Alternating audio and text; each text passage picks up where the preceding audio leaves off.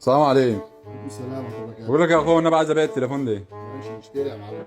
هو اخويا بعته لي من الكويت، بس انا مش عايز التليفونات دي، انا عايز تليفون ابو زراير، يعني لو تاخده وتديني تليفون ابو زراير ماشي. هينفع. أنا ولو عايز عايز- فرج هديك فرج عادي.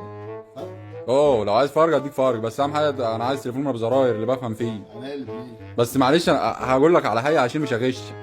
بص في بتاع ما هو شبه التفاحه، بس اقول لك برضه في بتاع شبه التفاحه اهي، بس متاكل منها حته، معلش عشان مش هغش. دي مشكلة كبيرة جدا. طب ايه هتعمل ايه؟ هتديني تليفون ولا اروح اشوف حد تاني؟ اسمع فرق بسيط. كام عايز كام مني؟ يا عم نظبطها سوا. طب التليفون التاني بكام؟ هسيبه لك مثلا ب 850 جنيه. 850 جنيه؟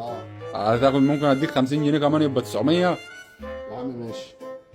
ماشي يا عم، لا زبون ده. بس بالله عليك مش تيجي تقول لي التليفون في حاجه وتيجي ترجع، مش هرج. اشتريت. مش هرج. اشتريت. بس انا قلت لك على العيب اللي فيه، التفاحه متاكل منها حته. لا تمام انا بنظبطها. بس اديني بقى تليفون بزراير الحلو ده.